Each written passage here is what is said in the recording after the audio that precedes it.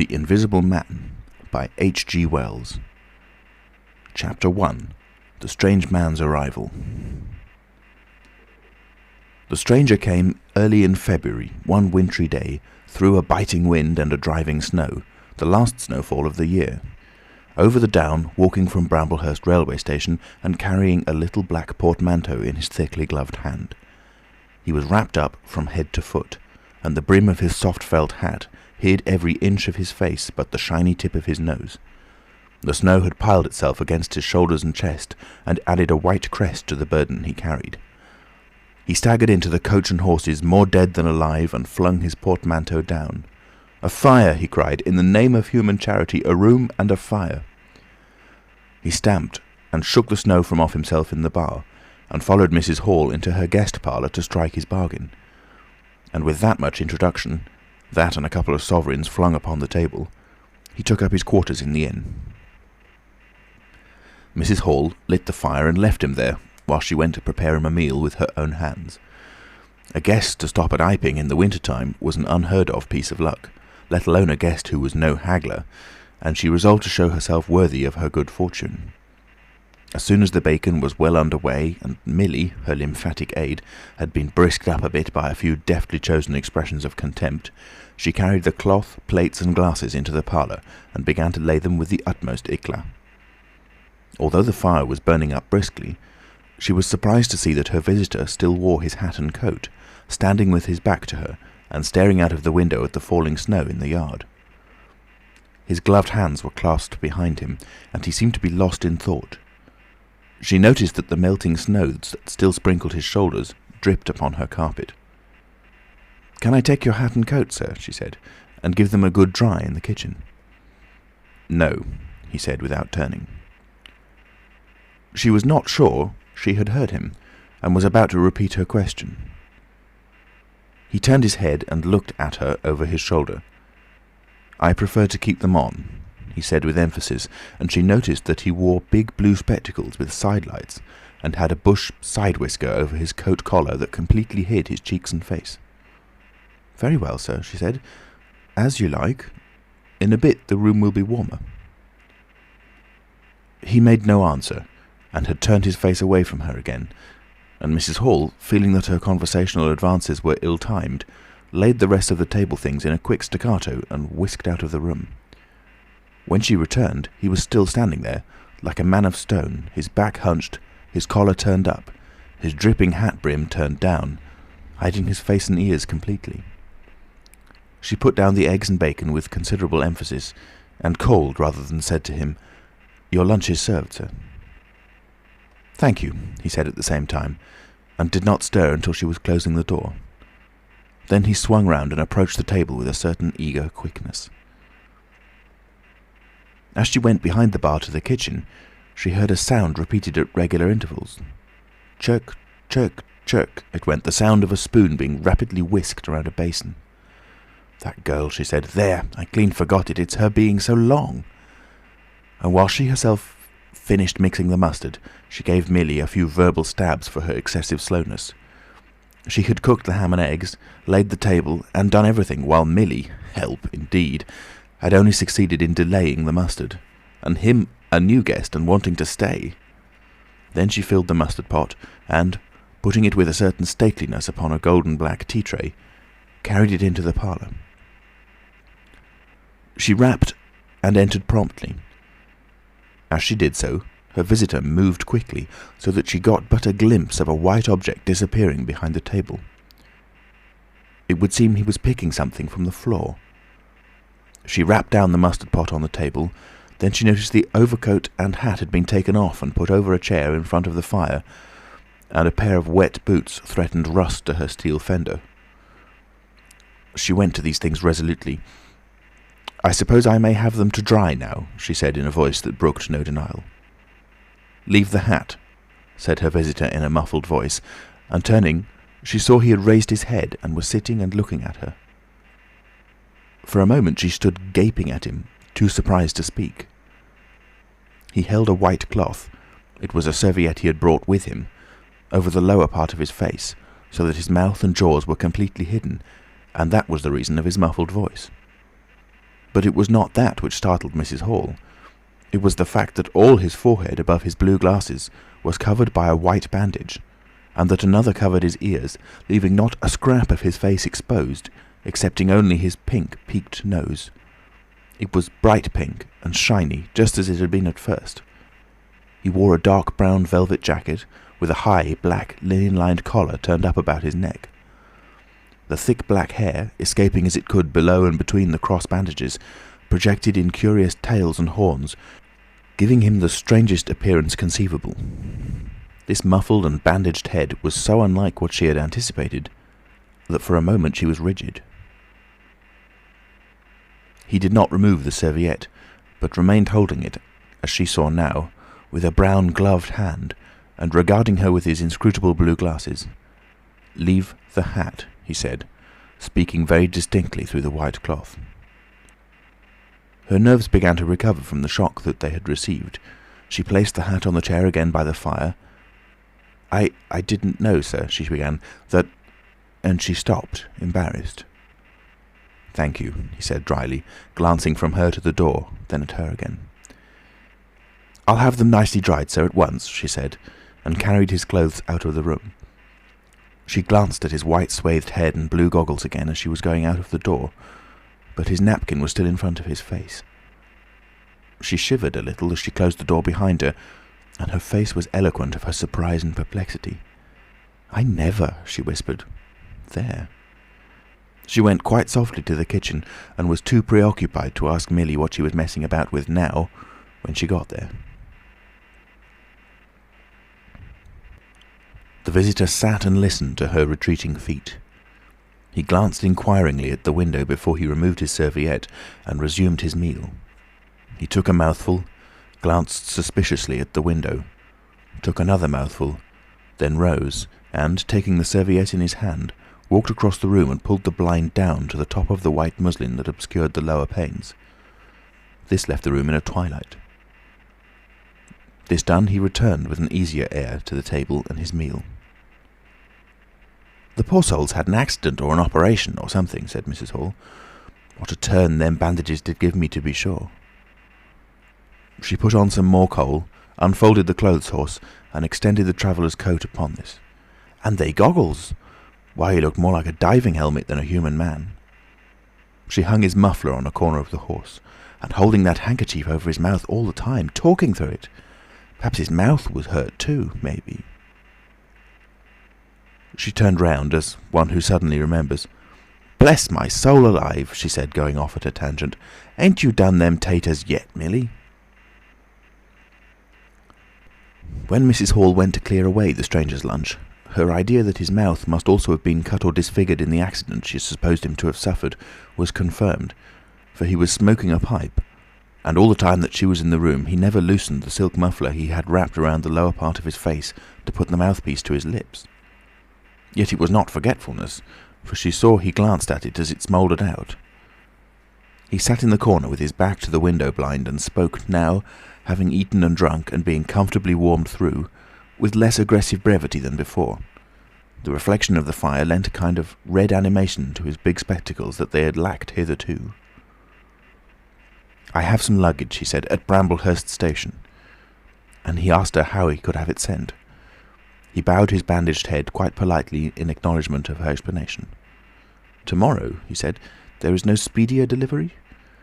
And seemed quite disappointed when she answered no. Was she quite sure? No man with a trap could go over? Mrs. Hall, nothing loath, answered his questions and developed a conversation. "It's a steep road by the down, sir," she said in answer to the question about a trap, and then, snatching at an opening, said, "It was there a carriage was upsettled a year ago and more. A gentleman killed besides his coachman. Accidents, sir, happen in a moment, don't they?" But the visitor was not to be drawn so easily. "They do," he said through his muffler, eyeing her quietly through his impenetrable glasses. "But they take long enough to get well, don't they? There was my sister's son, Tom, just cut his arm with a scythe, and tumbled on it in the hayfield, and, bless me, he was 3 months tied up, sir. You hardly believe it. It's regular, given a dread of a scythe, sir." "I can quite understand that," said the visitor. He was afraid one time that he'd have to have an operation. He was that bad, sir." The visitor laughed abruptly, a bark of a laugh that he seemed to bite and kill in his mouth. "Was he?" said. "He was, sir, and no laughing matter to them as had for doing for him, as I had. My sister being took up with her little one so much, there was bandages to do, sir, and bandages to undo. So that, if I might be so bold as to say, sir—" "Will you get me some matches?" said the visitor quite abruptly. "My pipe is out." Mrs. Hall was pulled up suddenly. It was certainly rude of him, after telling him all she had done. She gasped at him for a moment, and then remembered the 2 sovereigns, and she went for the matches. "Thanks," he said concisely as she put them down, and turned his shoulder upon her and stared out of the window again. It was altogether too discouraging. Evidently he was sensitive on the topic of operations and bandages. She did not make so bold as to say, however, after all. But his snubbing way had irritated her, and Millie had a hot time of it that afternoon. The visitor remained in the parlour until 4 o'clock, without giving the ghost of an excuse for an intrusion. For the most part he was quite still during that time. As it would seem, he sat in the growing darkness, smoking in the firelight, perhaps dozing. Once or twice a curious listener might have heard him at the coals, and for the space of 5 minutes he was audible pacing the room. He seemed to be talking to himself. Then the armchair creaked as he sat down again. Chapter 2. Mr. Teddy Henfrey's First Impressions. At 4 o'clock, when it was fairly dark and Mrs. Hall was screwing up her courage to go in and ask her visitor if he would take some tea, Teddy Henfrey, the clock jobber, came into the bar. "My sakes, Mrs. Hall," said he, "but this is terrible weather for thin boots." The snow outside was falling faster. Mrs. Hall agreed, and then noticed he had his bag with him. "Now you're here, Mr. Teddy," said she, "I'd be glad if you'd give the old clock in the parlour a bit of a look. 'Tis going, and it strikes well and hearty, but the hour hand won't do nothing but point at 6. And, leading the way, she went across to the parlour door and rapped and entered. Her visitor, she saw as she opened the door, was seated in the armchair before the fire, dozing, it would seem, with his bandaged head drooping on one side.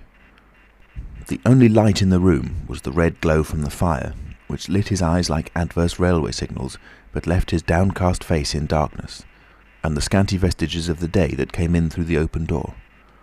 Everything was ruddy, shadowy, and indistinct to her, the more so since she had just been lighting the bar lamp, and her eyes were dazzled.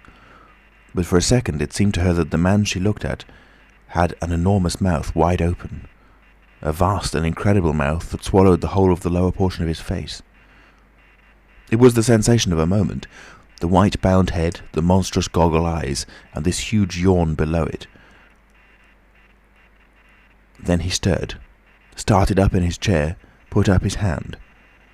She opened the door wide so that the room was lighter, and she saw him more clearly, with the muffler held up to his face, just as she had seen him hold the serviette before.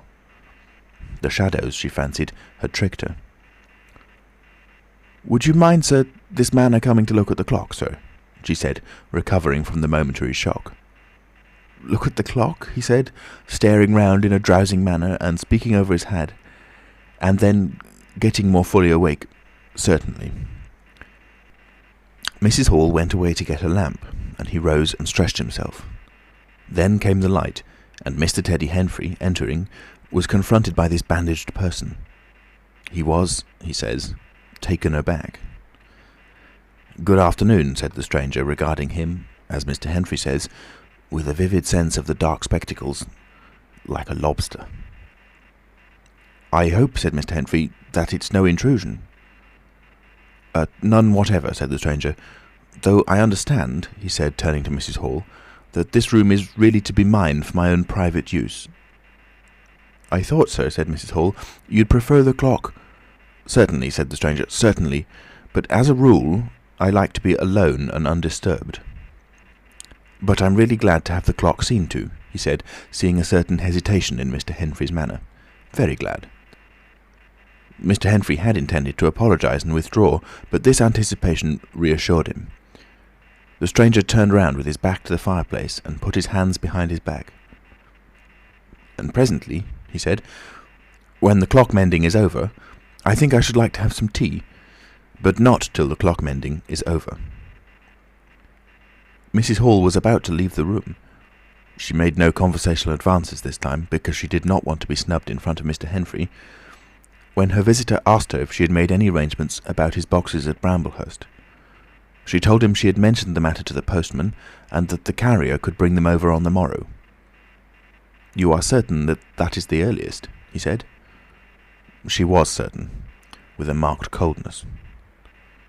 "I should explain," he added, "what I was really too cold and fatigued to do before, that I am an experimental investigator." "Indeed, sir," said Mrs. Hall, much impressed. "And my baggage contains apparatus and appliances." "Very useful things indeed they are, sir," said Mrs. Hall.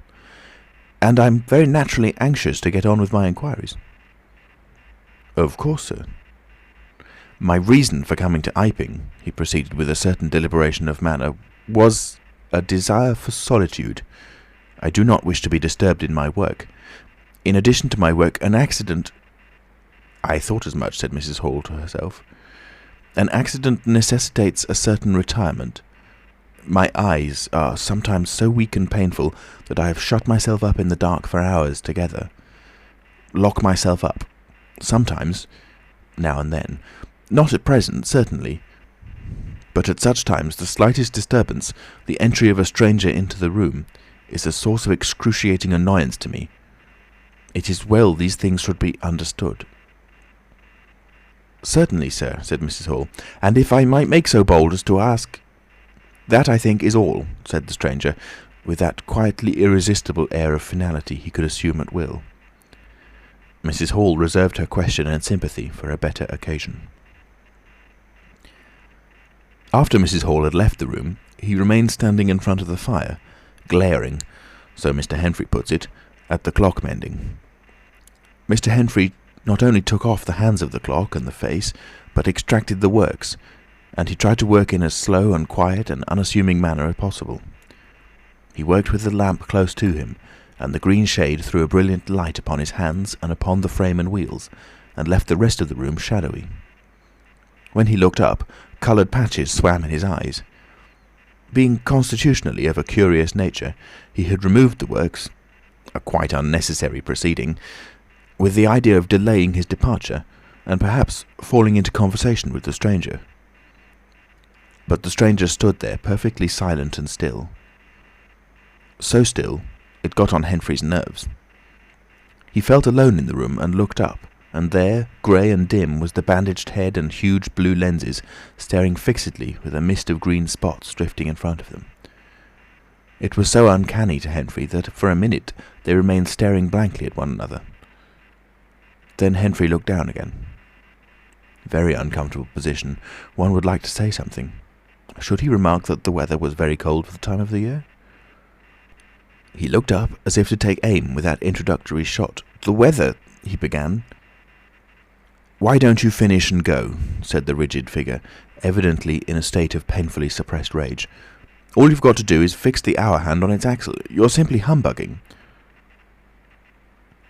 "Certainly, sir. 1 minute more. I overlooked—" and Mr. Henfrey finished and went. But he was feeling excessively annoyed. "Damn it," said Mr. Henfrey to himself, trudging down the village through the thawing snow. "A man must do a clock at times, surely." And again, "Can't a man look at you?" Ugly. And yet again, seemingly not. If the police was wanting you, you wouldn't be more wrapped and bandaged. At Gleason's Corner he saw Hall, who had recently married the stranger's hostess at the Coach and Horses, and who now drove the Iping conveyance, when occasional people required it, to Sidderbridge Junction, coming towards him on his return from that place. Hall had evidently been stopping a bit at Sidderbridge, to judge by his driving. "How do, Teddy?" he said, passing. "You've got a rum un up at home," said Teddy. Hall very socially pulled up. "What's that?" he said. "Rum-looking customer stopping at the Coach and Horses," said Teddy. "My sakes!" And he proceeded to give Hall a vivid description of his grotesque guest. "Looks a bit like a disguise, don't it? I'd like to see a man's face if I had him stopping in my place," said Henfrey. but women are that trustful when strangers are concerned. He's took your rooms and he ain't even given a name, Hall." "You don't say so," said Hall, who was a man of sluggish apprehension. "Yes," said Teddy, "by the week. Whatever he is, you can't get rid of him under the week. And he's got a lot of luggage coming tomorrow, so he says. Let's hope it won't be stones in boxes, Hal." He told Hall how his aunt at Hastings had been swindled by a stranger with empty portmanteau. Altogether he left Hall vaguely suspicious. "Get up, old girl," said Hall. "I suppose I must see about this." Teddy trudged on his way with his mind considerably relieved. Instead of seeing about it, however, Hall on his return was severely rated by his wife on the length of time he had spent in Sidderbridge, and his mild inquiries were answered snappishly and in a manner not to the point. But the seed of suspicion Teddy had sown germinated in the mind of Mr. Hall, in spite of these discouragements. "You Wim don't know anything," said Mr. Hall, resolved to ascertain more about the personality of his guest at the earliest possible opportunity. And after the stranger had gone to bed, which he did about 9:30, Mr. Hall went very aggressively into the parlour and looked very hard at his wife's furniture, just to show that the stranger wasn't master there, and scrutinised closely and a little contemptuously a sheet of mathematical computations the stranger had left. When retiring for the night, he instructed Mrs. Hall to look very closely at the stranger's luggage when it came the next day. "You mind your own business, Hall," said Mrs. Hall, "and I'll mind mine." She was all the more inclined to snap at Hall, because the stranger was undoubtedly an unusually strange sort of stranger, and she was by no means assured about him in her own mind. In the middle of the night she woke up dreaming of huge white heads like turnips that came trailing after her at the end of interminable necks, and with vast black eyes. But, being a sensible woman, she subdued her terrors, and turned over and went to sleep again. End of chapter 2. Recorded by Alex Foster. www.alexfoster.me.uk in Nottingham, England, on the 13th of March 2006.